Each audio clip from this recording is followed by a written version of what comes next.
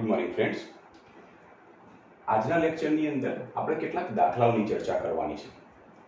હવે દાખલાઓની ચર્ચા જ્યારે કરતા હોઈએ ત્યારે દાખલાઓની અંદર વપરાતા સૂત્રો કયા આવશે એ આપણે જો જોવું હોય તો આપણે આગળના લેક્ચરોની અંદર જે સૂત્રો ભણી ગયા હતા એ સૂત્રોનો ફટાફટ એક મોટો ઓવરવ્યૂ કરી લઈએ.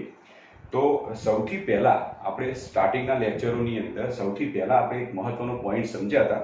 એ પોઈન્ટ જોઈએ કે ધારો કે આપણે બે પદાર્થ લઈ લઈએ. આ બંને પદાર્થ અત્યારે વિદ્યુતની દ્રષ્ટિએ તટસ્થ છે.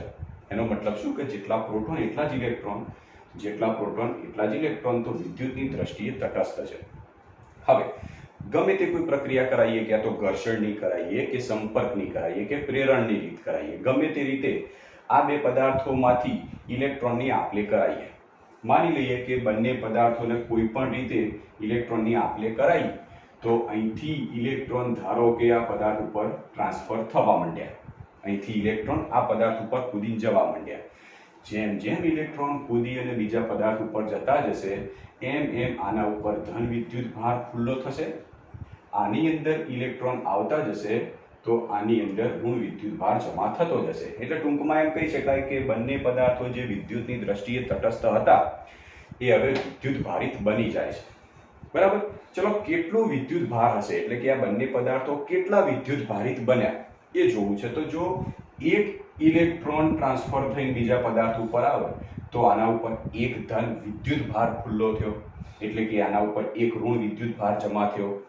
બે ઇલેક્ટ્રોન આવે તો બે વિદ્યુત ભાર, 3 આવે તો 3, 4 આવે તો 4, એમ કરતા કરતા જો n ઇલેક્ટ્રોન કૂદી અને બીજા પદાર્થ ઉપર જતા રહે તો આના ઉપર n જેટલો ધન વિદ્યુત ભાર ખુલ્લો થાય છે અને આના ઉપર n જેટલો ઋણ વિદ્યુત ભાર ખુલ્લો થાય છે, એટલે મળે છે. ચલો, તો એના માટેનું આપણે સૂત્ર ભણી ગયા હતા કે કોઈ પણ પદાર્થ ઉપરથી ઇલેક્ટ્રોન કૂદીને બીજા પદાર્થ ઉપર જતા રહે તો આ પદાર્થ ઉપરનો વિદ્યુત ભાર Q બરાબર n ઇન્ટુ E. આ સૂત્રની મદદથી આપણે શોધીએ છીએ. ક્લિયર? તો એક આ સૂત્ર હતું. એના પછી બીજું આપણે સૂત્ર ભણ્યા હતા કુલમ્બના નિયમનું. તો કુલમ્બનો નિયમ શું હતો મિત્રો? ફટાફટ જોઈ લેજો, સમજી લેજો એકવાર ફરીથી કે કુલમ્બનો નિયમ બે બિંદુવત પદાર્થો હોય, બે બિંદુવત પદાર્થો કે જે વિદ્યુત ભાર ધરાવતા હોય, એટલે ટૂંકમાં તમે એમ કહી શકો કે બે બિંદુવત વિદ્યુત ભારો લઈ લો. આ બંને વિદ્યુત ભારોને કોઈ r જેટલા અંતરે મૂકીએ ત્યારે આ બંને વિદ્યુત ભાર ઉપર જે બળ લાગે છે એ બળ શોધવા માટેનું આપણે સૂત્ર ભણી ગયા હતા કે F બરાબર K Q1 Q2 by r². આ સૂત્રની મદદથી Q1 અને Q2 જેટલો વિદ્યુત ભાર ધરાવતા બે પદાર્થો વચ્ચે લાગતું વિદ્યુત બળ શોધી શકાય. જો બંને વિદ્યુત ભારો Q1 અને Q2 જો બંને વિદ્યુત ભારો સમાન હોય, સમાન એટલે કે બંને ધન ક્યાં તો બંને ઋણ હોય. જો બંને ધન ક્યાં તો બંને ઋણ હોય તો સ્વાભાવિક છે કે બંને ધન અથવા તો બંને ઋણ હશે તો બંને ઉપર અપાકર્ષી પ્રકારનું બળ લાગશે, તો આપણને જે વિદ્યુત બળ મળશે એ અપાકર્ષી પ્રકારનું હશે. જો બંને વિદ્યુત ભારો એક ધન હોય અને એક ઋણ હોય તો બંને અસમાન વિદ્યુત ભારો થઈ ગયા. અને જો અસમાન વિદ્યુત ભારો હોય તો સ્વાભાવિક છે કે એમની વચ્ચે આકર્ષણ પ્રકારનું બળ લાગતું હોય છે, તો એમની વચ્ચે આકર્ષણ પ્રકારનું બળ લાગશે અને આ આકર્ષણ પ્રકારનું બળ એટલે વિદ્યુત બળ. બરાબર. તો આમ બે બિંદુવત વિદ્યુત ભારોને ધારો કે તમે r જેટલા અંતરે મૂકી દો છો ત્યારે એમની વચ્ચે કેટલું વિદ્યુત બળ લાગે છે તો એ આ સૂત્રની મદદથી આપણે શોધી શકીએ છીએ. ક્લિયર? તમે જો ધ્યાનથી આ પોઈન્ટ સમજ્યા હોય તો આ પોઈન્ટમાં મેં એમ પણ કીધું હતું કે જો બે વિદ્યુત ભારોને કોઈ અમુક અંતરે મૂકી દઈએ ત્યારે એમની ઉપર વિદ્યુત બળ તો લાગે જ છે, સાથે સાથે એમના ઉપર ગુરુત્વાકર્ષણ બળનું પણ મૂલ્ય હશે. એટલે એમના ઉપર ગુરુત્વાકર્ષણ અને સાથે સાથે વિદ્યુત બળ પણ લાગતું હોય છે. પણ ખબર છે કે ગુરુત્વાકર્ષણ બળની સાપેક્ષમાં વિદ્યુત બળ ઘણું બધું વધારે છે, માટે ગુરુત્વાકર્ષણ બળને આપણે અવગણી દેતા હોય. પણ અમુક દાખલાની અંદર ગુરુત્વાકર્ષણ બળ શોધવાનું થતું હોય છે જે આપણે આગળ શોધી શકીએ. જેનું સૂત્ર તો આપણે જાણીએ છીએ કે જો ગુરુત્વાકર્ષણ બળ શોધવું હોય તો Fg બરાબર G m1 m2/r², જ્યાં m1 એટલે એક વિદ્યુત ભાર એનું દળ, m2 બીજો વિદ્યુત ભાર એનું દળ, r² બંને વચ્ચેનું અંતર અને g એટલે ગુરુત્વાકર્ષણનો સાર્વત્રિક અચળાંક. ક્લિયર? તો એકદમ ઈઝી સૂત્રો છે જેનો ઉપયોગ કરીને આપણે દાખલા ગણવાના છે. તો સૌથી પહેલા આપણે આગળનું જે સૂત્ર ભણ્યા એ અને કુલમના નિયમનું જે સૂત્ર છે એનો ઉપયોગ કરીને કેટલાક દાખલા સોલ્વ કરીએ, પછી સંપાતપણાનો સિદ્ધાંત જે ભણ્યા છીએ એના સૂત્રોનો ઉપયોગ કરી પછીના દાખલા આપણે સોલ્વ કરીશું. તો સૌથી પહેલા બુકની અંદર ઉદાહરણ નંબર 4 છે. બુકમાં ઉદાહરણ નંબર 4 છે જેની રકમ અહીંયા આગળ આપણે લખેલી છે. એ રકમ આપણે ધ્યાનથી જો જોઈએ તો રકમ શું છે પહેલા સમજીએ. તો તમે રકમ જોશો તો રકમની અંદર તમને દેખાય છે કે બે બિંદુવત વિદ્યુત ભારો વચ્ચેના સ્થિત વિદ્યુત બળ, બે બિંદુવત વિદ્યુત ભારો વચ્ચેના સ્થિત વિદ્યુત બળ માટેનો કુલમનો નિયમ. તો ખબર છે કે બે બિંદુવત વિદ્યુત ભારો હોય, આ બંને બિંદુવત વિદ્યુત ભારો વચ્ચે એક બળ લાગશે જેને આપણે વિદ્યુત બળ કહીએ છીએ, એના માટેનો કુલમનો નિયમ. અને આ જ બે સ્થિર બિંદુવત વિદ્યુત ભારો હોય તો એમના દળો વચ્ચેનો ગુરુત્વાકર્ષણ માટેનો નિયમ. એટલે કે ટૂંકમાં સમજો કે બે વિદ્યુત ભારો છે, બે વિદ્યુત ભારોનું દળ તો હશે જ, ક્યાં તો ઇલેક્ટ્રોન હોય ક્યાં તો પ્રોટોન હોય, પણ દળ તો હશે. પણ આ બે વિદ્યુત ભારોને અમુક અંતરે મૂકીએ ત્યારે એમની વચ્ચે લાગતું વિદ્યુત બળ અને આ બે બિંદુવત વિદ્યુત ભારો વચ્ચે ગુરુત્વાકર્ષણનું બળ તો લાગશે જ, કે જે હમણાં આપણે જોયું. તો એ બે વસ્તુ કીધેલી છે કે પહેલા કુલમના નિયમ ઉપરનું વિદ્યુત બળ અને હવે એના માટે ગુરુત્વ બળ માટેનો ન્યૂટનનો નિયમ એટલે F = G m1 m2/r². આ નિયમ એ બંનેનો આધાર, તમે બંને સૂત્ર જુઓ, બંને સૂત્ર જોશો તો તમને દેખાશે કે F આ વિદ્યુત બળ Fe = K q1 q2/r² અને બીજું સૂત્ર જો ગુરુત્વાકર્ષણનું સૂત્ર જોશો તો Fg = G m1 m2/r². રકમ ફરીથી જુઓ કે બે બિંદુવત વિદ્યુત ભારો વચ્ચેના સ્થિત વિદ્યુત બળ માટેનો કુલમનો નિયમ અને બે સ્થિર બિંદુવત દળો વચ્ચેના એટલે જે બિંદુવત દળો જે વિદ્યુત ભારો હતા એમના દળો વચ્ચેના ગુરુત્વ બળ માટેનો ન્યૂટનનો નિયમ. એ બંનેનો આધાર વિદ્યુત ભારો ક્યાં તો દળ વચ્ચેના અંતરના વ્યસ્ત વર્ગ ઉપર આધાર રાખે છે. એ તો આપણે નિયમ થઈ જ ગયો. નિયમ ઉપરથી તો ખબર પડે છે કે બંને વિદ્યુત બળ હોય કે ગુરુત્વ બળ હોય, આ બંનેમાં બે વિદ્યુત ભારો ઉપર લાગતું જે વિદ્યુત બળ ક્યાં તો બે દળ ધરાવતા પદાર્થો વચ્ચે લાગતું ગુરુત્વાકર્ષણ બળ, બંનેનો આધાર એમની વચ્ચેના અંતરના વર્ગના વ્યસ્ત ઉપર હોય છે. એવું તમને ધ્યાનમાં આપી દીધું છે. હવે પહેલો પોઈન્ટ જુઓ. પહેલા પોઈન્ટમાં એવું કીધું છે કે નંબર 1 તો ઇલેક્ટ્રોન અને પ્રોટોન એટલે બે બિંદુવત વિદ્યુત ભારો તરીકે એક ઇલેક્ટ્રોન હશે એક પ્રોટોન હશે. બીજો પોઈન્ટ, જો બંને વિદ્યુત ભારો તરીકે બે પ્રોટોન હોય એટલે બંને q1 અને q2 બંને તરીકે પ્રોટોન હોય તો વચ્ચે લાગતા આ બળો એટલે Fe અને Fg, આ બળો ના માન એટલે બળોના મૂલ્ય જેને સદિશ સ્વરૂપ લેવાનું નહીં, અદિશ સ્વરૂપમાં જ રાખવાના, માનના ગુણોત્તર ઉપરથી એમની પ્રબળતા શોધો. એટલે કે શું કે જો બે વિદ્યુત ભારો તરીકે ઇલેક્ટ્રોન અને પ્રોટોન હોય તો એમના માટે Fe અને Fg આ બંનેનો ગુણોત્તર શોધી અને એમની પ્રબળતા નક્કી કરો. અને બીજો પોઈન્ટ, બે પ્રોટોન હોય એટલે બંને વિદ્યુત ભારો તરીકે જો પ્રોટોન હોય તો આ બંને બળો શોધી કાઢો અને બંનેનો ગુણોત્તર લઈ લો અને ગુણોત્તર ઉપરથી નક્કી કરો કે કોની પ્રબળતા વધારે છે. એટલે ટૂંકમાં એમ કે બંને પોઈન્ટ માટે તમારે બંને બળો શોધવાના છે. બંને બળો શોધી અને એમનો ગુણોત્તર લઈ અને પછી પ્રબળતા નક્કી કરવાની કે કયું બળ બંનેમાંથી વધારે પ્રબળ છે. ક્લિયર? તો આપણે દાખલાની શરૂઆત કરીએ. હવે મિત્રો જુઓ કે તમને સૌથી પહેલા જે વિધાન આપ્યું છે, વિધાનમાં તમે જોશો તો લખ્યું છે કે કુલમનો નિયમ અને ગુરુત્વાકર્ષણનો નિયમ આ બંને એ બે વિદ્યુત ભારો વચ્ચેના અંતરના વર્ગના વ્યસ્ત પ્રમાણ ઉપર આધાર રાખે છે.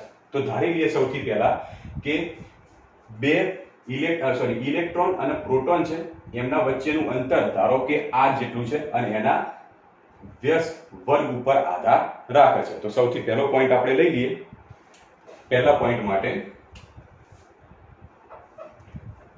એનો પહેલો પોઈન્ટ, સૌથી પહેલા પોઈન્ટ માટે લઈ લઈએ ઇલેક્ટ્રોન અને પ્રોટોન માટે. ઇલેક્ટ્રોન અને પ્રોટોનને સૌથી પહેલા આપણે r અંતરે રાખીએ ત્યારે એમની ઉપર લાગતું વિદ્યુત બળ શોધી કાઢીએ, r અંતરે રાખીએ ગુરુત્વાકર્ષણ બળ શોધી કાઢીએ, બંનેનો ગુણોત્તર લઈને પ્રબળતા શોધીએ.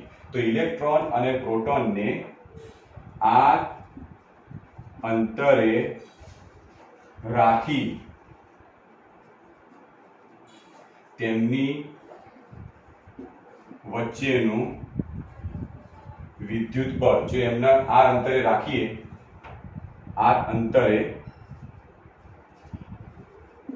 રાખીએ, તો તેમની વચ્ચેનું વિદ્યુત બળ, ચલો વિદ્યુત બળ માટે સૂત્ર છે કે Fe બરાબર K Q1 Q2 by r2, આ સૂત્ર છે. હવે આ સૂત્રમાં તમે Q1 અને Q2 તરીકે શું લેશો? તો અહીંયા આગળ Q1 તરીકે ઇલેક્ટ્રોન એટલે સંજ્ઞા E, પ્રોટોન તરીકે P પણ સંજ્ઞા આપણે E તરીકે લઈએ છીએ. તો માટે K આમ લખી દે, સીધું જ લખી દઈએ. Q1 તરીકે ઇલેક્ટ્રોન એટલે E, પ્રોટોન તરીકે ધન E એટલે E, ઓકે, ભાગ્યા r2. Q1 તરીકે ઇલેક્ટ્રોન અને Q2 તરીકે પ્રોટોન બંનેને આપણે E સંજ્ઞાથી દર્શાવીએ છીએ, માટે KEE/r2, અથવા તો આ નામ લખાશે KE²/r². તો આપણને Fe નું એક સૂત્ર મળી ગયું.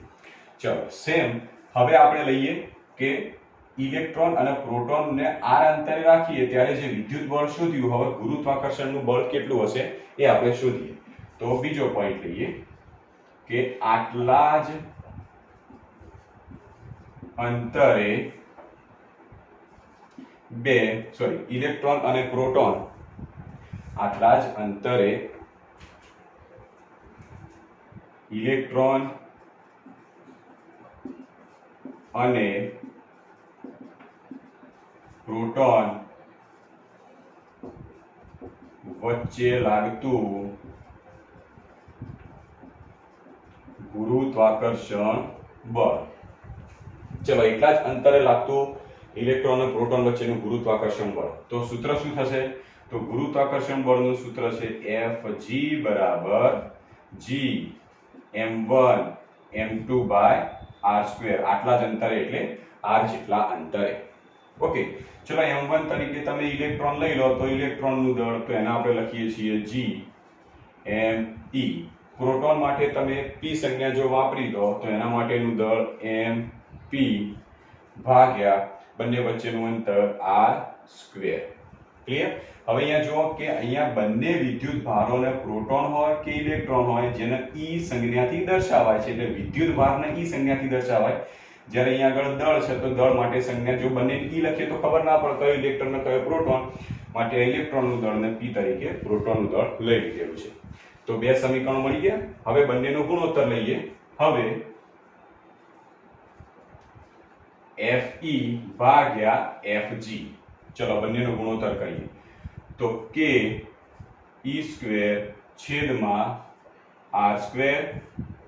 બીજા માટે G me mp/r². r² cancel, સૂત્ર શું મળ્યું? KE²/G me mp. Clear? Simple છે, કિંમત મળી ગઈ. હવે શું કરીએ? KE²/G me mp, આના અંદર મૂલ્યો મૂકીએ, જે આપણે મૂલ્યો જાણીએ છીએ એ મૂલ્યો મૂકીએ. તો આની અંદર મૂલ્યો મૂકીએ તો બરાબર K તરીકે લઈએ 9 × 10⁹ ગુણ્યા E તરીકે ઇલેક્ટ્રોન હોય કે તો પ્રોટોન હોય એનો વિદ્યુત ભાર, જેની કિંમત તો બંનેમાં સમાન છે, માટે થશે 1.6 × 10⁻⁻19 કુલમ્બનો વર્ગ છેદમાં, ચલો છેદમાં G નું મૂલ્ય કેટલું થશે? તો G નું મૂલ્ય થશે 6.67 × 10⁻11 10⁻11 ગુણ્યા me એટલે ઇલેક્ટ્રોનનું દળ, જેની કિંમત કેટલી થશે ઇલેક્ટ્રોનનું દળની? 9.1 × 10⁻31 ગુણ્યા mp એટલે પ્રોટોનનું દળ, તો 1.67 ×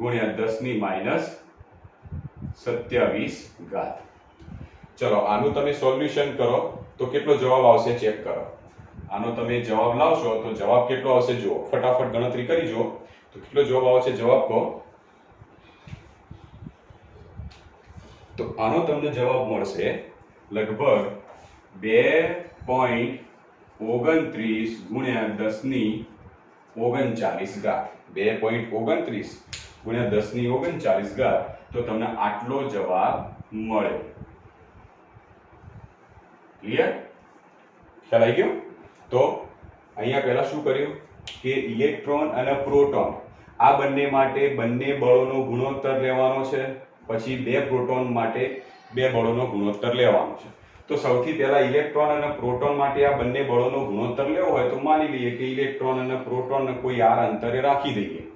જો r અંતરે રાખીએ તો એના ઉપર વિદ્યુત બળ કેટલું લાગશે, તો k q1 q2 r² જેટલું. જો આ જ અંતરે ઇલેક્ટ્રોન અને પ્રોટોન પડ્યા હોય તો એના ઉપર ગુરુત્વાકર્ષણ બળ કેટલું લાગશે, તો Fg બરાબર gm1m2 r². આના ઉપરથી આપણે થોડી અંદર રચનાઓમાં થોડી ફેરફાર કરી અને છેલ્લે આપણે બંનેનો ગુણોત્તર લીધો Fe/Fg, તો એના ઉપરથી આપણને કિંમત મળી 2.29 ગુણ્યા 10⁻39 ઘાત. તો શું સેમ આવી રીતે બે પ્રોટોન વચ્ચે લાગતું બળ, જે બે પ્રોટોન વચ્ચે આ બે બળો લાગે છે Fe અને Fg, આ બંને બળોનો ગુણોત્તર કરી શકીએ? ચલો ચેક કરીએ, ફટાફટ ચેક કરી લઈએ.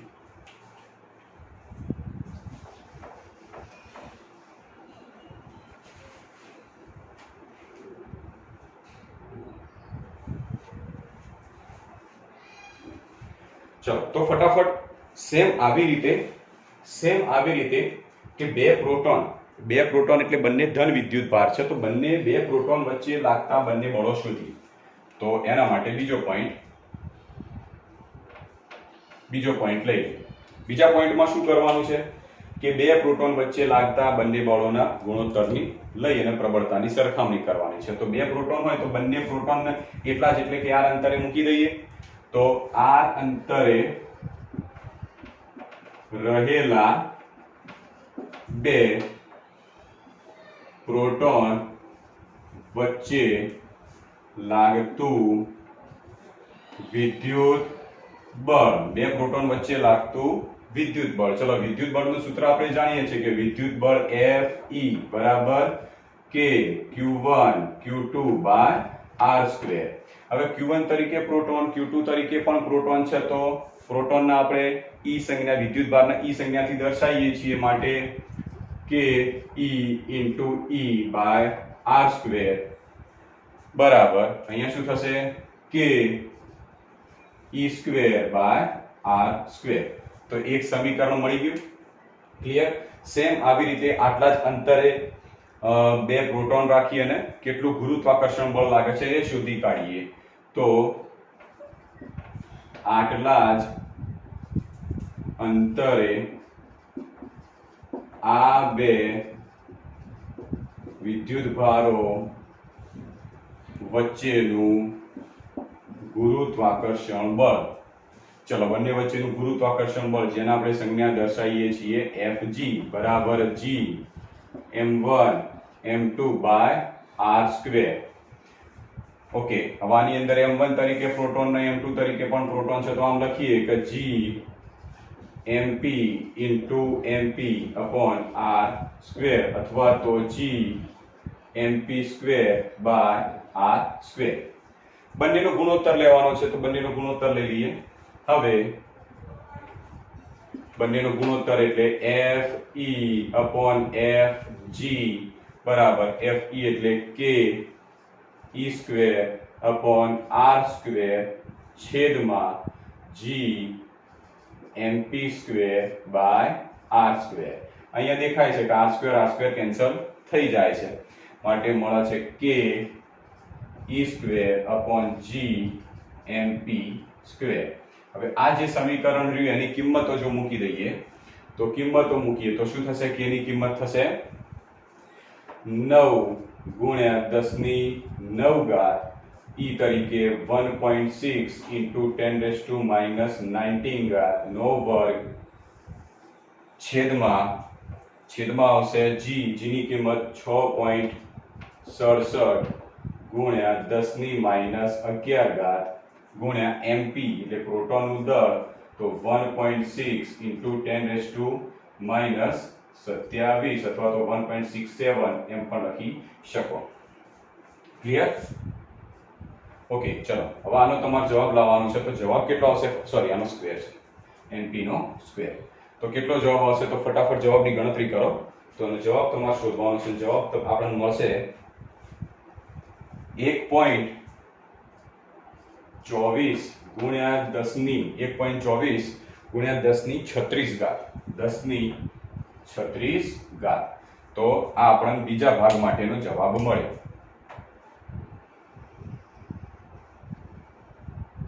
ક્લિયર? તો પહેલા ભાગ માટેનો જવાબ, બીજા ભાગ માટેનો જવાબ. આપણે શું કીધું છે કે બંને ગુણોત્તર ઉપરથી એની પ્રબળતાની સરખામણી કરવાની છે. તો પહેલા ભાગ માટેની પ્રબળતાની, બીજા ભાગ માટેની પ્રબળતાની સરખામણી કરવાની. તો પહેલા ભાગમાં જો Fe આ કિંમત જે મળી ને આપણે, આ કિંમત એ કોની છે? Fe ભાગ્યા Fg ની છે. સેમ એવી રીતે આ કિંમત પણ કોની છે? Fe ભાગ્યા Fg ની. આ બંને કિંમતો છે Fe ભાગ્યા Fg ની. આના ઉપરથી તમે Fe ને કરતા બનાવો. તો Fe ને કરતા બનાવીએ તો શું થશે? તો Fe ને therefore આમ લખાય કે Fe બરાબર 2.29 ગુણ્યા 10 ની 39 ઘાત ઇન્ટુ Fg આમ લખાશે. Fg પેલી બાજુ જતા રહે તો Fe બરાબર 2.29 ગુણ્યા 10 ની 39 ઘાત Fg. સેમ એવી રીતે આના માટે લખવું હોય તો therefore Fe બરાબર 1.24 ગુણ્યા 10 ની 36 ઘાત Fg. હવે આ બંનેમાં જો આનો મતલબ શું થશે? બંનેમાંથી આનો મતલબ શું થાય છે કે વિદ્યુત બળ એ ગુરુત્વાકર્ષણ બળ કરતા 2.29 ગુણ્યા 10 ની 39 ઘાત છે. ધન ઘાત છે. ધન ઘાત એટલે ઘણી મોટી કિંમત થઈ. એટલે વિદ્યુત બળની કિંમત ગુરુત્વાકર્ષણ બળ કરતા ઘણી જ વધારે થઈ. સેમ એવી રીતે આના અંદર જો કે વિદ્યુત બળ Fe બરાબર 1.24 ગુણ્યા 10 ની 36 ઘાત ઇન્ટુ Fg. આનો મતલબ એ પણ થયો 36 ઘાત એટલે ધન કિંમત, અને ધન કિંમત બહુ જ મોટી થઈ કારણ કે 36 ઘાત છે.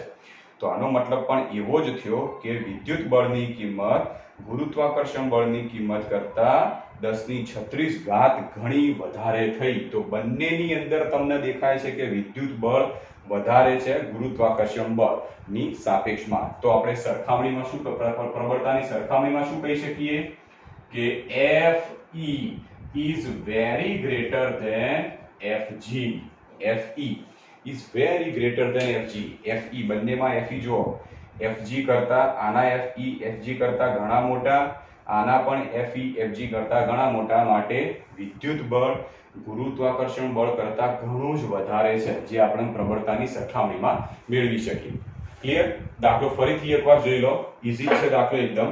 દાખલો જોઈ અને ફટાફટ આપણે ગણવાનો પ્રયત્ન કરવાનો છે. હવે બીજો ભાગ બાકી છે એનો, તો બીજો ભાગ આપણે ફટાફટ જોઈએ. એના પહેલા પહેલો ભાગ જે છે ઉતારવો હોય તો ફટાફટ ઉતારી દો. તો બીજો ભાગ આપણે જોઈએ.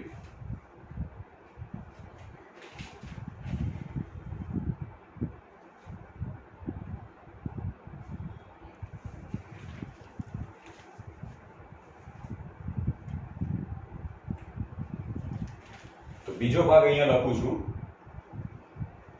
બીજા ભાગની રકમનો ભાગ જે છે એ લખું છું. ત્યાં સુધી પહેલો ભાગ જો તમારે ઉતારવો હોય તો ફટાફટ ઉતારી લો. તો બીજા ભાગથી આપણે અહીંયા શરૂઆત કરી દઈએ છીએ.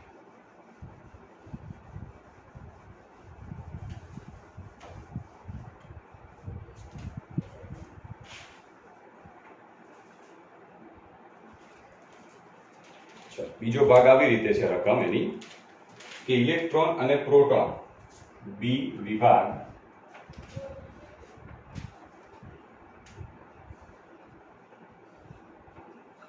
ઇલેક્ટ્રોન અને પ્રોટોન 1 એંગસ્ટ્રોમ દૂર હોય, 1 એંગસ્ટ્રોમ જેટલા અંતરે દૂર હોય ત્યારે તેમના તેમના વચ્ચે પરસ્પર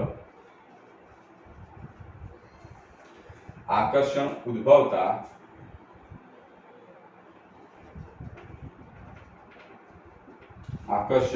ઉદ્ભવતા ઇલેક્ટ્રોન અને પ્રોટોનના પ્રવેગ શોધો.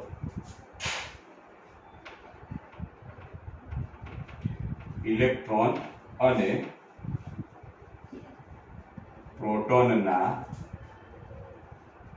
પ્રવેગ શોધો. હવે બીજો પોઈન્ટ તમે ખાસ ધ્યાન રાખો કે બંનેનો આપણે પ્રવેગ શોધવાનો છે. બીજા પોઈન્ટમાં શું કીધું છે કે ઇલેક્ટ્રોન અને પ્રોટોનને 1 એંગસ્ટ્રોમ જેટલા અંતરે લાવી દઈએ. હવે 1 એંગસ્ટ્રોમ એટલે કેટલું અંતર થાય? 1 એંગસ્ટ્રોમ એટલે 10 ની -10 ઘાત મીટર. એટલે કે ઇલેક્ટ્રોન અને પ્રોટોન આ બંનેને 1 એંગસ્ટ્રોમ જેટલા અંતરે લાવી દઈએ. હવે આ બંને વચ્ચે એટલે બંનેના જે પ્રવેગ મળશે એ પ્રવેગ આપણે શોધવાના થાય છે. ચલો હવે સિમ્પલ વિચારો કે પ્રવેગ કોઈ પણ પદાર્થમાં પ્રવેગ ક્યારે હોય? વિચારો કે કોઈ પણ પદાર્થમાં પ્રવેગ ક્યારે હોય? તો કોઈ પણ પદાર્થમાં પ્રવેગ ક્યારે હશે કે એ બે પદાર્થો ગતિ કરતા હોય તો એની અંદર પ્રવેગ હશે. ઓકે, ચલો જોઈએ. માની લઈએ કે એક ઇલેક્ટ્રોન છે અને એક પ્રોટોન છે. આ બંનેને આપણે 1 એંગસ્ટ્રોમ જેટલા અંતરે મૂકી દઈએ છીએ. ઇલેક્ટ્રોન અને પ્રોટોન 1 એંગસ્ટ્રોમ જેટલા અંતરે મૂકી દઈએ. હવે ધ્યાન રાખજો, ઇલેક્ટ્રોન અને પ્રોટોન બંને અસમાન વિદ્યુત ભાર હશે તો બંને વચ્ચે આકર્ષણનું બળ લાગવાનું છે. ક્લિયર? એટલે એમની વચ્ચે આકર્ષણ બળ લાગે છે. એના લીધે આ બંનેનો પ્રવેગ કેટલો હશે એ આપણે શોધવાનો. પ્રવેગ ક્યારે મળે કે જો ઇલેક્ટ્રોન આકર્ષણથી ગતિ કરીને પ્રોટોન તરફ જાય, પ્રોટોન આકર્ષણથી ગતિ કરીને ઇલેક્ટ્રોન તરફ જાય તો જ બંનેનો પ્રવેગ હોય. હવે માની લો કે બંને બિંદુઓ વિદ્યુત ભારોને આપણે પકડી રાખ્યા છે. પકડી રાખીએ તો બંને વચ્ચે આકર્ષણ બળ તો લાગતું જ હશે, પણ પકડી રાખવાથી એ બંને ગતિ નહીં કરે માટે પ્રવેગ નહીં હોય. પણ બંનેને ગતિ કરવા માટે છૂટા મૂકી દઈએ તો આ બંનેને જો 1 એંગસ્ટ્રોમ જેટલા અંતરે ગતિ કરવા માટે છૂટા મૂકી દઈએ તો આકર્ષણ બળની અસર હેઠળ ખેંચાઈ આવશે. તો ખેંચાઈ આવશે એટલે ગતિ કરશે એટલે પ્રવેગ મળશે. તો પ્રવેગ ક્યારે મળ્યો કે જ્યારે આ બંને ગતિ કર્યા ત્યારે. ગતિ કેમ કરે છે? કારણ કે બંને વચ્ચે આકર્ષણ બળનું મૂલ્ય લાગ્યું એટલે એનો મતલબ બંને વચ્ચેનું પહેલા તો આકર્ષણ બળ આપણે શોધવું પડશે અને બળ ઉપરથી બંનેના પ્રવેગ આપણે શોધી કાઢીશું. તો સૌથી પહેલા ઇલેક્ટ્રોન અને પ્રોટોન આ બંને વચ્ચે આકર્ષણ બળ કેટલું છે પહેલા આપણે શોધી કાઢીએ. તો લખીએ પોઈન્ટ. બી નંબરનો પોઈન્ટ છે કે R બરાબર 1 એંગસ્ટ્રોમ જેટલા અંતરે રહેલા ઇલેક્ટ્રોન અને પ્રોટોન વચ્ચે લાગતું આકર્ષણનું વિદ્યુત બળ જેના આપણે કહીએ છીએ Fe. બંને વચ્ચે ઇલેક્ટ્રોન અને પ્રોટોન 1 એંગસ્ટ્રોમ જેટલા અંતરે લઈ લઈએ તો એમના વચ્ચે કેટલું આકર્ષણ બળ લાગશે જે વિદ્યુત બળ સ્વરૂપનું હશે અને એનું સૂત્ર થાય Fe બરાબર K Q1 Q2 by R². ચલો આના અંદર કિંમતો મૂકી દઈએ. K તરીકે 9 ગુણ્યા 10 ની 9 ઘાત, Q1 તરીકે ઇલેક્ટ્રોન, Q2 તરીકે પ્રોટોન અને બંનેનો વિદ્યુત ભાર સમાન છે માટે 1.6 × 10⁻⁻19 કુલમનો વર્ગ છેદમાં R એટલે અંતર. બંને વચ્ચેનું અંતર આપેલું છે. હા, બંનેને 1 એંગસ્ટ્રોમ જેટલા અંતરે આપણે મૂકવાના છે અને 1 એંગસ્ટ્રોમને SI એકમમાં દર્શાવીએ તો 10⁻10 ઘાત એનો વર્ગ. ચલો ફટાફટ આપણે આની ગણતરી કરીએ તો આની ગણતરી કરવાથી જવાબ કેટલો મળશે ચેક કરીએ. ચલો ફટાફટ ગણતરી કરો અને જવાબ બતાવો. તો આપણને જવાબ મળશે 2.3 2.3 ગુણ્યા 10⁻8 ઘાત ન્યૂટન. 2.3 ગુણ્યા 10⁻8 ઘાત ન્યૂટન. તમે ગણતરી કરતા રહેજો કેટલો જવાબ આવે છે. એક જવાબ જોઈ અને ફટાફટ તમે કિંમત લખી દેજો. ફટાફટ બંનેનો જવાબ લાવો. ચાલો, લગભગ જવાબ આવશે 2.3. ઓકે, કમ્પ્લીટ છે. 2.3 ગુણ્યા 10⁻8 ઘાત ન્યૂટન. ક્લિયર? ઓકે, તો આટલો જવાબ આવે છે. હવે બીજું કીધું છે કે એમના ઇલેક્ટ્રોન અને પ્રોટોન બંનેના પ્રવેગ શોધવાના છે. તો ઇલેક્ટ્રોનનો પ્રવેગ કેટલો થાય અને પ્રોટોનનો પ્રવેગ કેટલો થાય, તો પહેલા આપણે લખીએ, આ બાજુના ભાગમાં લખીએ કે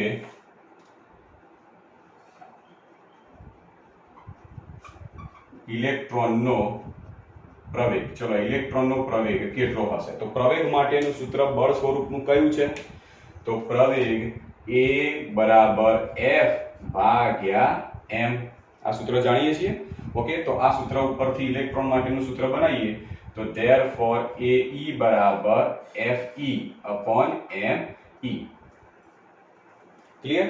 ચલો, Fe ની કિંમત તો હાલ લાયા કે 2.3 ગુણ્યા 10⁻8 ઘાત છેદમાં me.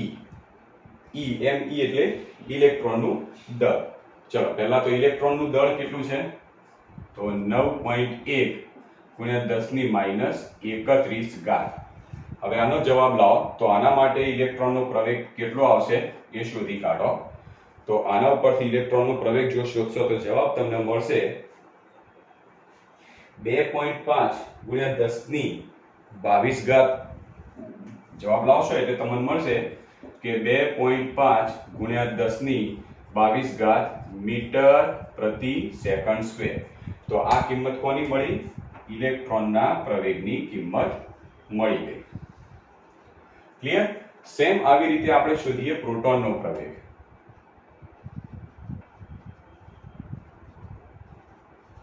ચલો, પ્રોટોનનો પ્રવેગ કેટલો હોય છે ચેક કરીએ. તો પ્રોટોનનો પ્રવેગ માટે સેમ ઇક્વેશન છે કે પ્રોટોનનો પ્રવેગ એ P બરાબર Fe/mp. Fe એટલે વિદ્યુત બળ છે. ક્લિયર? ઓકે, ચલો આના અંદર કિંમત મૂકીએ તો Fe તરીકે થયા 2.3 ગુણ્યા 10⁻8 ઘાત છેદમાં mp એટલે પ્રોટોનનું દળ, જેની કિંમત થાય 1.67 into 10⁻27. પ્રોટોનનું દળ -27. ચલો, આની કિંમત લાવો, આનો જવાબ લાવો કેટલો આવશે. ફટાફટ આનો જવાબ શોધો અને જવાબ શોધી અને કિંમત લાવો કેટલી આવે છે. તો આનો તમને જવાબ મળશે 1.4 ગુણ્યા 10⁻19 ઘાત. 1.4 ગુણ્યા 10⁻19 ઘાત મીટર પ્રતિ સેકન્ડ સ્ક્વેર. આ કિંમત AP એટલે પ્રોટોનના પ્રવેગની કિંમત મળી ગઈ. તો બંનેના પ્રવેગ આપણે શોધી કાઢ્યા. યાદ રાખજો કે પ્રવેગ ક્યારે મળી શકે કે જ્યારે બંને વિદ્યુતભાર હોય અથવા તો બે પદાર્થો ગતિ કરતા હોય ત્યારે. ગતિ ક્યારે કરે? જો વિદ્યુતભાર હોય તો બે વિદ્યુતભારો વચ્ચે બળ લાગે ત્યારે ગતિ કરો. સૌથી પહેલા આપણે બળ શોધવું પડે, પછી જ એમનો પ્રવેગ શોધવાનો થાય. ક્લિયર? તો આપણે આ જોયું કે ઉદાહરણ નંબર 4 છે. હવે આ ઉદાહરણ નંબર 4 ના અમુક ભાગનો ઉપયોગ કરવાનો છે. એવો આપણે એક દાખલો લઈએ. સ્વાધ્યાયનો દાખલા નંબર 3 લઈએ. સ્વાધ્યાયનો દાખલા નંબર 3. ચાલો, સ્વાધ્યાયનો દાખલા નંબર 3 ની રકમ લખી દઈએ. ત્યાં સુધી આ દાખલો ગણો હોય તો ગણી કાઢો.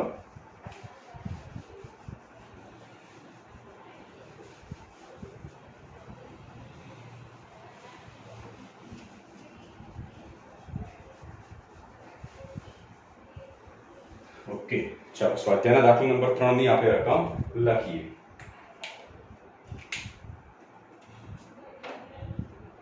સ્વાધ્યાય દાખલા નંબર 3. હવે રકમ આવી રીતે છે કે ke સ્ક્વેર છેદમાં g me mp ગુણોત્તર. આ ગુણોત્તર પરિમાણ રહિત છે. તેમ મેળવો, તેમ મેળવો, તેમ ચકાસો, તેમ ચકાસો આ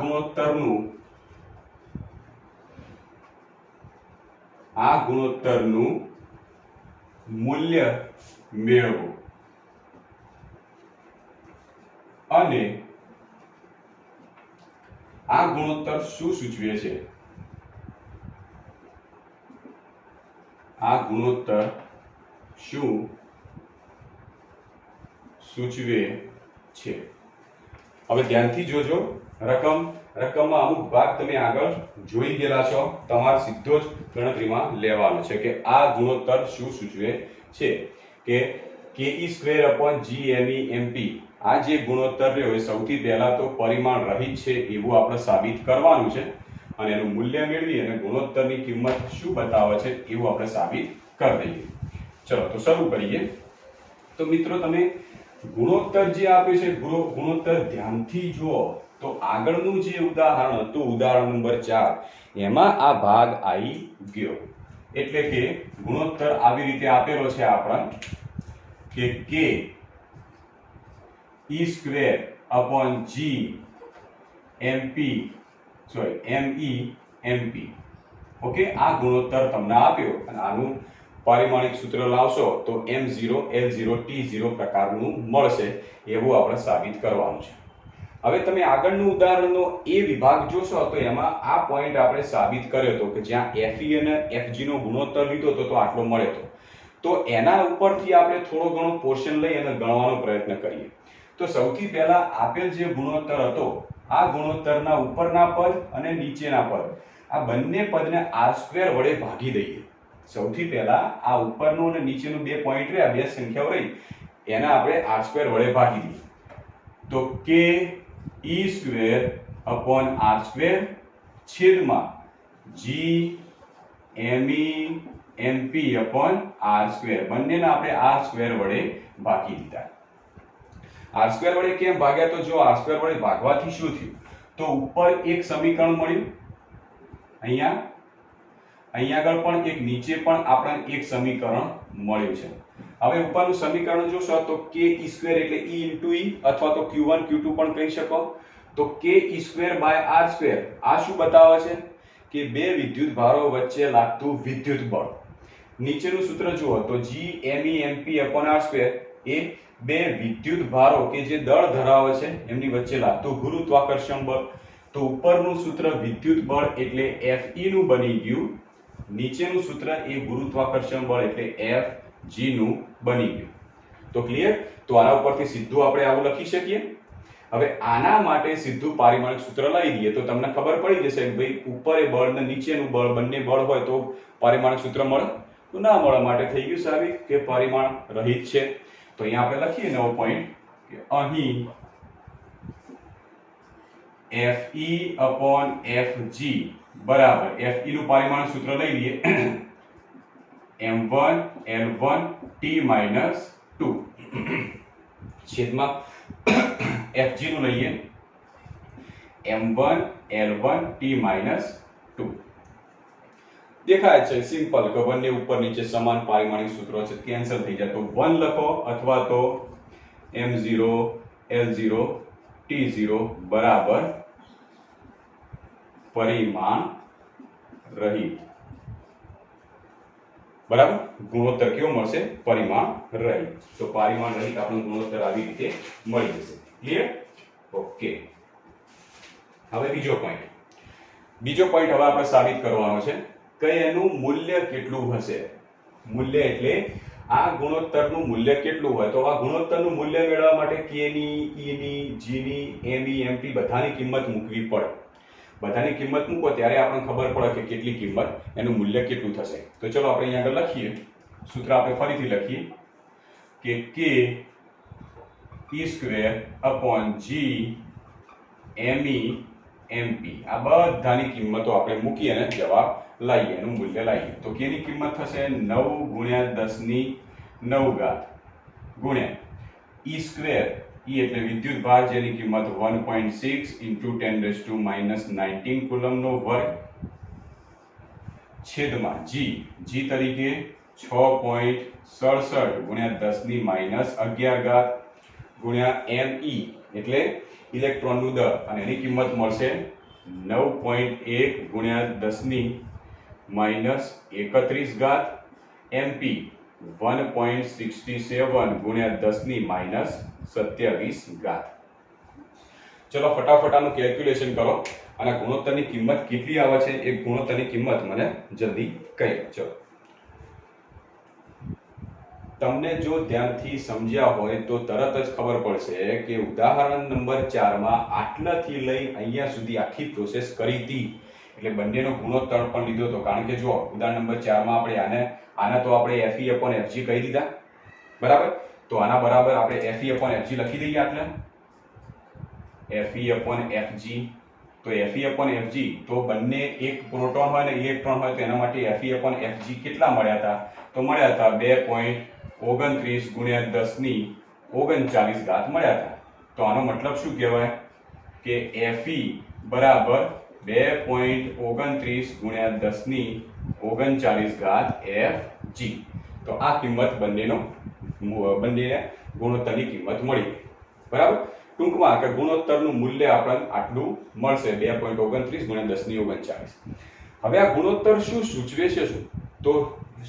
છે તો આના પરથી ડિસાઈડ કરો આપણે જે આ છેલ્લે લખ્યું આ પદ લખ્યું છે છેલ્લે આના ઉપરથી નક્કી કરો કે ગુણોત્તર શું સૂચવશે તો ગુણોત્તર એવું સૂચવે છે કે ઇલેક્ટ્રોન અને પ્રોટોનને કોઈ નિશ્ચિત અંતરે મૂકીએ છીએ ત્યારે એમની વચ્ચે લાગતું વિદ્યુત બળ એ એમની વચ્ચે લાગતા ગુરુત્વાકર્ષણ બળની સરખામણીમાં ઘણું બધું વધારે છે તો તમે નીચે પોઈન્ટમાં લખી શકો કે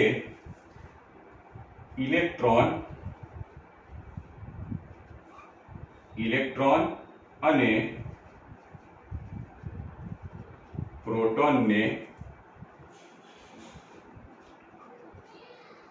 કોઈ નિશ્ચિત અંતરે મૂકવામાં આવે તો તેમની વચ્ચે લાગતું વિદ્યુત બળ એ તેમની વચ્ચે લાગતા ગુરુત્વાકર્ષણ બળ કરતા ઘણું વધારે છે બરાબર તો એના ગુણોત્તર કરતા ઘણું બધું વધારે છે ક્લિયર બીજું એક પોઈન્ટ તો ખબર પડી ગઈ કે મૂલ્ય તમે જોયું તો મૂલ્ય ઉપરથી ખબર પડી ગઈ કે ભાઈ Fe/Fg કરતા ઘણું બધું વધારે છે તો આ ગુણોત્તર શું બતાવે છે તો વાસ્તવમાં આ ગુણોત્તર એ વિદ્યુત બળ અને ગુરુત્વાકર્ષણ બળનો ગુણોત્તર બતાવે છે તો બીજા પોઈન્ટનો જવાબ આ ગુણોત્તર વિદ્યુત બળ અને ગુરુત્વાકર્ષણ બળનો ગુણોત્તર દર્શાવે છે એક પોઈન્ટ તો ખબર પડી ગઈ કે ગુણોત્તર ઉપરથી એટલી ખબર પડી ગઈ કે ભાઈ ઇલેક્ટ્રોન અને પ્રોટોન વચ્ચે લાગતું વિદ્યુત બળ એ ગુરુત્વાકર્ષણ બળ કરતા ઘણું બધું વધારે છે પણ વિદ્યુત બળ અને ગુરુત્વાકર્ષણ બળ કયા છે તો આ ગુણોત્તર ઉપરથી જ્યારે છેદમાં r² વડે ભાગ્યા હતા તો એ વખતે મળ્યું હતું વિદ્યુત બળ ભાગ્યા ગુરુત્વાકર્ષણનું બળ તો કહી શકાય કે આ ગુણોત્તર વિદ્યુત બળ અને ગુરુત્વાકર્ષણ બળનો ગુણોત્તર બતાવે છે ક્લિયર તો અહીંયા દાખલો આપણો પૂરો થાય છે તો ફટાફટ દાખલો ગણી કાઢો 2 મિનિટમાં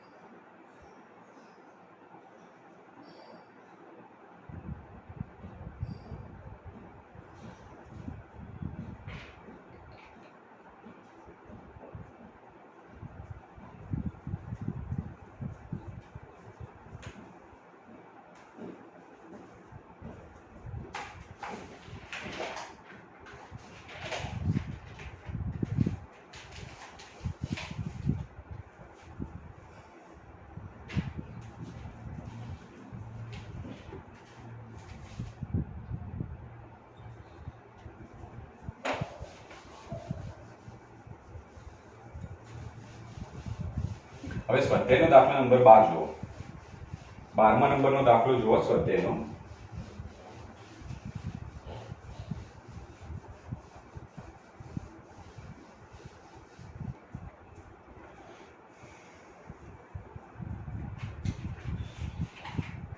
સ્વાધ્યાયના દાખલા નંબર 12 ની હું રકમ લખતો નથી.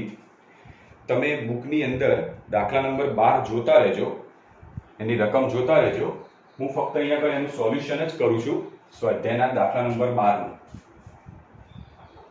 સ્વાધ્યાયનો દાખલા નંબર જે 12 છે એનું ફક્ત સોલ્યુશન જ કરું છું, રકમ લખતો નથી. રકમ તમે બુકની અંદર જોઈ લેજો. રકમ આ પ્રમાણે આપેલી છે કે કોપરના અલગ કરેલા બે ગોળાઓ A અને B. તો કોપરના અલગ કરેલા બે ગોળાઓ, ધારો કે બે ગોળાઓ આપણે લઈ લઈએ કોપરના. એક ગોળો A અને બીજો ગોળો લઈ લઈએ B. આ બે ગોળાઓ છે જે અલગ કરેલા છે, છૂટા છૂટા છે. તો કોપરના બે અલગ કરેલા ગોળાઓ A અને B ના કેન્દ્રો વચ્ચેનું અંતર, તો આ બંનેના કેન્દ્રો, આ બંને વચ્ચેનું અંતર તમને આપી દીધેલું છે 50 સેન્ટીમીટર છે. બંને વચ્ચેનું અંતર 50 સેન્ટીમીટર છે. જો દરેક પરનો વિદ્યુતભાર, દરેક ઉપર એટલે આ ગોળા ઉપરનો અને આ ગોળા, બંને ગોળા ઉપરનો વિદ્યુતભાર, બંને ઉપરનો વિદ્યુતભાર આપી દીધો, જેની કિંમત 6.5 ગુણ્યા 10⁻7 કુલમ આપી દીધી. ધારો કે આના વિદ્યુતભારને આપણે Q1 કહી દઈએ, આના વિદ્યુતભારને Q2 કહી દઈએ, અને બંનેની કિંમત એક જ આપી છે માટે આમ લખી શકીએ કે Q1 બરાબર Q2 બરાબર Q બરાબર 6.5 ગુણ્યા 10⁻7 કુલમ. આ તમને રકમમાં આપેલું છે. હવે આગળ જો. તો તેમની વચ્ચે પરસ્પર લાગતું અપાકર્ષણનું બળ કેટલું હશે? તો એમની વચ્ચે લાગતું પરસ્પર અપાકર્ષણનું બળ, મિત્રો યાદ રાખો કે અપાકર્ષણનું બળ લાગે છે. અપાકર્ષણનું બળ ક્યારે લાગતું હશે કે બંને ઉપર કેવા પ્રકારનો વિદ્યુતભાર હશે? સમાન પ્રકારનો વિદ્યુતભાર હોય તો બંને વચ્ચે અપાકર્ષણનું બળ લાગે. અપાકર્ષણનું બળ કેટલું હશે? તો બંને વચ્ચે લાગતું અપાકર્ષણનું બળ F ની કિંમત શોધવાની છે. ક્લિયર? આવડી જશે. બંને વચ્ચેનું બળ કેવી રીતે શોધીએ? અહીંયા જુઓ કે તમને બે કોપરના જ ગોળાઓ આપ્યા છે, બંનેને કોઈ 50 સેન્ટીમીટર જેટલા અંતર, એટલે ટૂંકમાં કહી શકો r બરાબર 50 સેન્ટીમીટર, જેને મીટરમાં કરીએ તો 0.5 મીટર. તો બંને ગોળાઓ 0.5 મીટર જેટલા અંતરે આપેલા છે અને બંને ઉપરનો વિદ્યુતભાર આપી દીધો છે. તો લાગતું બળ શોધવું છે તો સિમ્પલ કુલમના નિયમનો આપણે ઉપયોગ કરીએ. તો કુલમના નિયમનો ઉપયોગ કરીને આપણે શોધીએ. તો ચલો શરૂ કરીએ કે કુલંબના નિયમ પરથી, ચલો કુલંબના નિયમ પરથી સૂત્ર શું છે? F બરાબર K Q1 Q2 by r². હવે Q1 તરીકે Q અને Q2 તરીકે પણ Q છે માટે K Q into Q એટલે Q² બાય r². ચલો કિંમત મૂકી દઈએ તો K ની કિંમત 9 ગુણ્યા 10⁹ ગુણ્યા Q². Q ની કિંમત વિદ્યુતભારની આપી દીધી 6.5 ગુણ્યા 10⁻7 એનો વર્ગ છેદમાં r². r નો વર્ગ કરો, r ની કિંમત 0.5 થાય છે, એનો વર્ગ તો 0.5 નો વર્ગ. ચલો કેલ્ક્યુલેશન કરો અને બે વિદ્યુતભારો વચ્ચે લાગતું અપાકર્ષણનું બળ કેટલું હોય છે ચેક કરો. તો તમે જવાબ લાવશો 1.52 ગુણ્યા 10⁻2 ન્યૂટન. તો આટલા મૂલ્યનું બળ લાગતું હોય છે. ક્લિયર? તો આટલા મૂલ્યનું બળ લાગશે. હવે આગળ બીજો પોઈન્ટ કીધો છે રકમમાં, એ લઈએ. હવે બીજો પોઈન્ટ રકમમાં એવું કીધું છે, આ પહેલો પોઈન્ટ પૂરો થઈ ગયો, બીજો પોઈન્ટ જોઈએ. હવે રકમમાં બીજો પોઈન્ટ એવું કીધું છે, જુઓ કે જો આ દરેક ગોળા પરનો વિદ્યુતભાર, આ દરેક ગોળા, આ બંને ગોળા ઉપરનો વિદ્યુતભાર બમણો કરી દઈએ, એટલે આના ઉપરનો વિદ્યુતભાર બમણો કરી દો, આના ઉપરનો પણ વિદ્યુતભાર બમણો કરી દો, તો બંને ઉપરનો વિદ્યુતભાર ડબલ કરી દેવાનો છે. અને એમની વચ્ચેનું અંતર જે રહ્યું એ અંતર અડધું કરી દઈએ.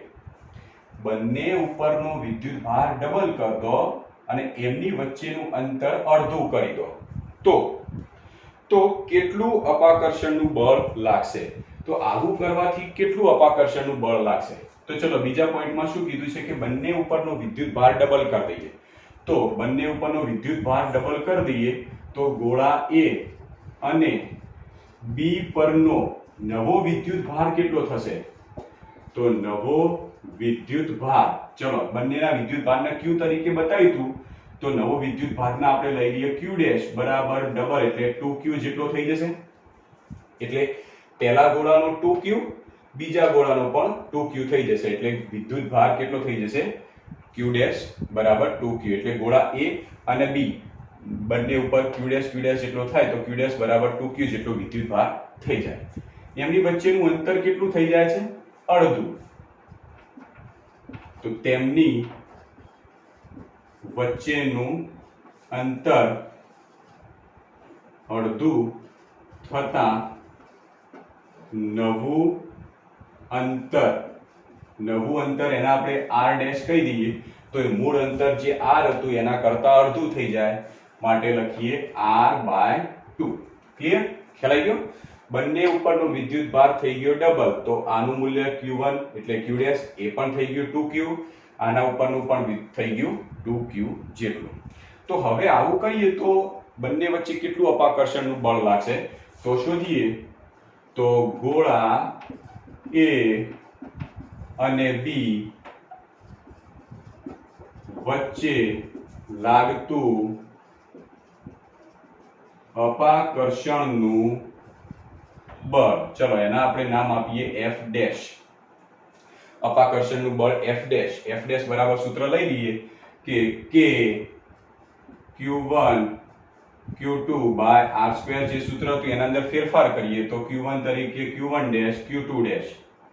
ઓકે, હવે Q1 ને આપણે જો Q તરીકે લઈએ તો Q1 ડેશ ને પણ Q ડેશ લેવાય, Q2 ડેશ ને પણ Q ડેશ તરીકે લેવાય. તો સૂત્રમાં આવું થશે કે Q dash upon r2 r/2 એનો સ્ક્વેર. તો અહીંયા પણ r/2 એનો સ્ક્વેર.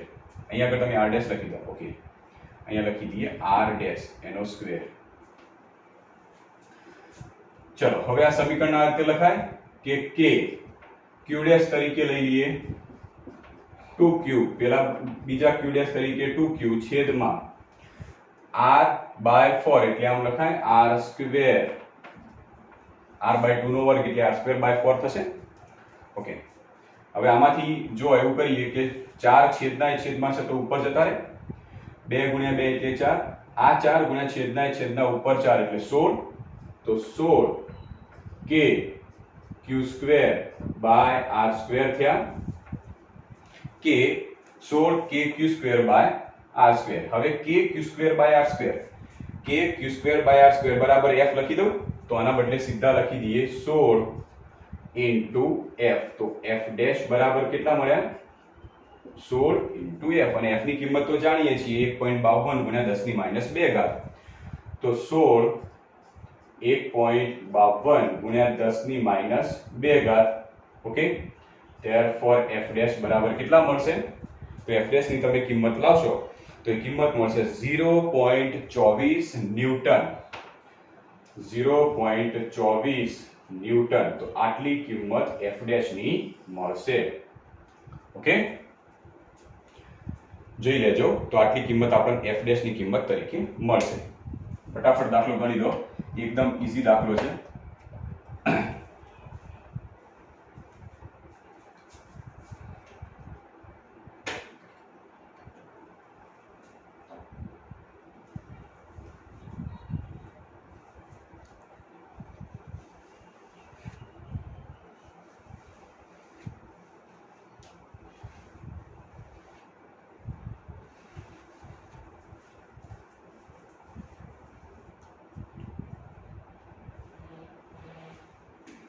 ચલો હવે દાખલા નંબર, આજનો છેલ્લો દાખલો લઈએ.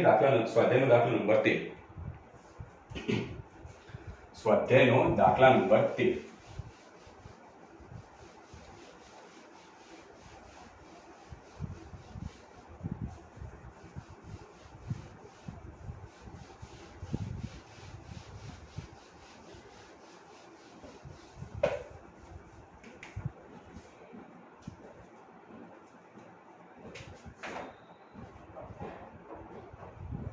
સ્વાધ્યાયનો દાખલા નંબર 13 લઈએ.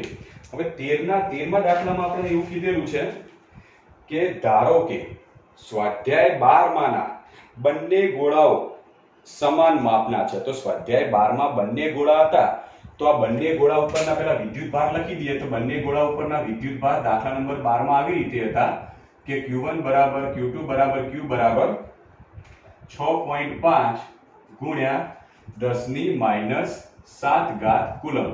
બંને ગોળા ઉપર આટલો વિદ્યુત ભાર હતો. હવે જોજો, રકમ સમજો. ધારો કે સ્વાધ્યાય 12માના બંને ગોળાઓ એક સમાન માપના છે, બંને સમાન માપના છે. તો ધારો કે આકૃતિ દોરીએ તો પહેલો ગોળો, બીજો ગોળો બંને સમાન માપના છે, A અને B. ઓકે. હવે ત્રીજો તેમના જેવો જ એક ગોળો લઈએ, એટલે ત્રીજો કોપરનો જ અને એમના જેવો જ એટલે એમની જ સાઈઝનો ગોળો લઈએ. તેમના જેવો જ પણ કેવો? વિદ્યુત ભાર રહિત, એટલે વિદ્યુત ભાર ના હોય એવો. ટૂંકમાં વિદ્યુત ભાર નહીં, પણ વિદ્યુતની દ્રષ્ટિએ તટસ્થ કહી શકો. વિદ્યુત ભાર રહિત ગોળો પહેલા પ્રથમ ગોળા સાથે સંપર્કમાં લાવીએ. હવે આ બંને ગોળાઓ તો હતા જ, બંને સમાન માપના હતા. હવે ત્રીજો ગોળો લેવાનો, સેમ આ જ ધાતુનો અને સેમ આ જ સાઈઝનો ત્રીજો ગોળો લેવાનો અને આ ત્રીજા ગોળાને પહેલા પ્રથમ ગોળા સાથે સંપર્કમાં ડાળવાનો. તો માની લો કે આ પ્રથમ ગોળો હતો જ, અહીંયા બીજો ગોળો હતો આપણો A અને B. આ બે ગોળા તો હતા જ, A અને B. હવે એક લેવાનો ત્રીજો ગોળો છે, એને આપણે કહી દઈએ ધારો કે C નંબરનો ગોળો. અને C ગોળાને પહેલા A નંબરના ગોળા સાથે સંપર્કમાં લાવવાનો, C અને A ના સંપર્કમાં લાવવાનો. તો તેના જેવો જ એક ત્રીજો ગોળો લો, જેને પ્રથમ ગોળા સાથે સંપર્કમાં લાવો. હવે પ્રથમ ગોળા સાથે સંપર્કમાં લાવ્યા બાદ એને બીજા ગોળા સાથે સંપર્કમાં લાવો. એટલે પહેલા શું કરવાનું? C નંબરના ગોળાને A ની સાથે સંપર્કમાં લાવો. હવે C નંબરના ગોળાને B ની સાથે સંપર્કમાં લાવો. એટલે આ A નંબરનો ગોળો હતો, આ B નંબરનો ગોળો હતો, આની સાથે હવે C નંબરનો ગોળો B ની સાથે સંપર્કમાં લાવો. એટલે આ જગ્યાએ તો આ C નંબરનો ગોળો, આ છે A નંબરનો અને આ છે B નંબરનો. સંપર્કમાં લાવો અને સંપર્કમાં લાવી તે બંનેથી દૂર કરી દો. હવે સંપર્કમાં લાયા બાદ હવે દૂર કરી દો, ખસેડી દો. તો દૂર કરી દઈએ તો આ A નંબરનો ગોળો થઈ જાય, આ B નંબરનો ગોળો અને C નંબરનો ગોળો ધારો કે દૂર કરી દો, એટલે ખસેડી દો. ચલો આને આપણે કાઢી દઈએ. ઓકે, દૂર કરી દઈએ છીએ, કાઢી દઈએ છીએ. એટલે હવે A અને B આવી રીતે વધ્યા. તો હવે A અને B વચ્ચેનું નવું અપાકર્ષણ બળ કેટલું થશે? તો એવી કન્ડિશનમાં આ બંને વચ્ચેનું નવું અપાકર્ષણ બળ કેટલું થાય? સમજ્યા રકમ? ફરીથી જુઓ રકમ શું છે. તો રકમની અંદર ધ્યાન રાખીએ તો સૌથી પહેલા બે ગોળાઓ હતા, બંને સમાન માપના. આ બંને ગોળાઓમાં ને આ બંને ગોળાઓની નજીકમાં સૌથી પહેલા આપણે એક C નંબરનો ગોળો લઈએ. આ C નંબરનો ગોળો સેમ ધાતુનો અને સેમ સાઈઝનો લઈ સૌથી પહેલા C નંબરના ગોળાને A ના સંપર્કમાં લાવીએ. પછી આ C નંબરના ગોળાને B ના સંપર્કમાં લાવીએ. B ના સંપર્કમાં લાવ્યા પછી એને દૂર કરી દઈએ. હવે આ A અને B ગોળાઓ જે વધ્યા એમની વચ્ચે કેટલું અપાકર્ષણ બળ લાગે? ચલો કેવી રીતે ગણીએ? કેવી રીતે ગણીશું? સિમ્પલ છે. જો તમે ધ્યાનથી આ રચના જોઈ હોય અને આગળ એક આપણે થિયરી ભણ્યા હતા, લગભગ લેક્ચર નંબર 3 હતું કે પદાર્થને વિદ્યુત ભારિત કરવાની રીતો. પદાર્થને વિદ્યુત ભારિત કરવાની રીતો જો ભણ્યા હોય તો એના અંદર બીજા નંબરની રીત હતી સંપર્કની રીત. એ સંપર્કની રીતમાં શું થતું હતું કે બે પદાર્થો હોય, આ બંને પદાર્થોમાંથી એક ઉપર જો Q જેટલો વિદ્યુત ભાર હોય અને બીજા ગોળા ઉપર કશો જ વિદ્યુત ભાર ના હોય, એટલે શૂન્ય વિદ્યુત ભાર હોય. હવે આ બંને ગોળાઓને એકબીજાના સંપર્કમાં લાવી દઈએ. એકબીજાના તમે સંપર્કમાં લાવશો તો શું થશે? આના ઉપરનો જે વિદ્યુત ભાર છે આના ઉપર જવાનો પ્રયત્ન કરશે. ક્લિયર? આના ઉપરનો વિદ્યુત ભાર આના ઉપર જશે. હવે આ પ્રોસેસ ક્યાં સુધી ચાલુ રહેશે? જો બંને ગોળાઓ સમાન માપના અને એક જ દ્રવ્યના બનેલા હશે તો આ પ્રોસેસ ત્યાં સુધી ચાલુ રહેશે કે જ્યાં સુધી બંને ઉપરનો વિદ્યુત ભાર અડધો અડધો ના થઈ જાય ત્યાં સુધી. હવે અડધો અડધો આ અડધી કિંમત કેવી રીતે નક્કી કરી કે આના ઉપરનો વિદ્યુત ભાર Q હતો, આના ઉપરનો કશો વિદ્યુત ભાર નતો, બે ગોળાઓ હતા માટે એનું સરાસરી મૂલ્ય આપણે લીધું હતું, માટે કીધું કે બંને ઉપર અડધો અડધો વિદ્યુત ભાર થાય. તો સેમ એ જ વસ્તુ દેખાય છે. આના ઉપરનો વિદ્યુત ભાર q છે, આના ઉપરનો પણ વિદ્યુત ભાર q છે. હવે આના ઉપર q વિદ્યુત ભાર હોય એની સાથે વિદ્યુત ભાર વગરનો ગોળો લઈએ તો બંને ઉપર અડધો અડધો થઈ જાય વિદ્યુત ભાર. એટલે આના ઉપર કેટલો થઈ જશે હવે? તો આના ઉપર હવે વિદ્યુત ભાર થઈ જશે q/2. c ઉપર q/2 થઈ ગયો તો આના ઉપર પણ q/2 થઈ ગયો તો. ક્લિયર? અડધો અડધો થઈ ગયો. હવે ત્રીજી સ્થિતિમાં શું કરીએ તો આના ઉપર તો q હતો જ, આના ઉપર તો q હતો જ ને, કારણ કે બંને ઉપર સમાન વિદ્યુત ભાર હતો એટલે. હવે આના ઉપરનો વિદ્યુત ભાર q, આના ઉપરનો વિદ્યુત ભાર છે q/2. હવે આને જ્યારે સંપર્કમાં લાવીએ તો સંપર્કમાં લાવવાથી આના ઉપર આ બંને ઉપર સમાન વિદ્યુત ભાર થઈ જશે. કેટલો થશે? આ બંનેના સરાસરી મૂલ્ય જેટલો, એટલે q + q/2 છેદમાં 2. તો કેટલો આવશે? 3q/4. તો બંને ઉપર 3q/4 3q/4 વિદ્યુત ભાર થઈ ગયો. હવે આ ગુણાંક કાઢી દો તો આના ઉપર તો q/2 હતો, આના ઉપર 3q/4 હતો. હવે બંને ઉપરના વિદ્યુત ભાર મળી ગયા. બંને વચ્ચેનું અંતર તો આગળના દાખલામાં આપેલું હતું, r = 0.5 મીટર. તો હવે આ કન્ડિશનમાં બંને વચ્ચે કેટલું બળ લાગશે શોધવાનું છે. સિમ્પલ છે. ચલો ફટાફટ આપણે દાખલો ગણીએ. શરૂઆત કરીએ કે સૌથી પહેલા ગોળા C ને ગોળા A ના સંપર્કમાં લાવીએ. ગોળા C ને ગોળા A ના સંપર્કમાં લાવતા બંને ગોળા પરનો વિદ્યુત ભાર. ગોળા A અને C આ બંનેના સંપર્કમાં લાવીએ તો બંને ઉપર કેટલો વિદ્યુત ભાર થશે? તો ગોળા A ઉપર તો QA જેટલો, ચાલો આપણે 1 છે ને એને QA કહી દઈએ, અને જે 2 છે એને QB કહી દઈએ. તો ગોળા A ઉપર પહેલા QA હતો, તો સંપર્કમાં લાવવાથી બંને ઉપર વિદ્યુત ભાર વિતરિત થઈ જશે, સમાન સમાન થઈ જશે. તો ગોળા A ઉપર નવો વિદ્યુત ભાર થશે QA'. જ્યારે ગોળો C તો વિદ્યુત ભાર વગરનો હતો, માટે એના ઉપરનો વિદ્યુત ભાર QC થઈ જશે અને બંનેની કિંમત સમાન થઈ જશે. બંનેમાં વિદ્યુત ભારની વહેંચણી ક્યાં સુધી થશે? કે જ્યાં બંનેની કિંમત સમાન ના થાય ત્યાં સુધી. એટલે આમ લખાશે કે q + 0/2 બરાબર બંને ઉપર વિદ્યુત ભાર કેટલો થઈ જશે? અડધો q/2. ચલો બીજું.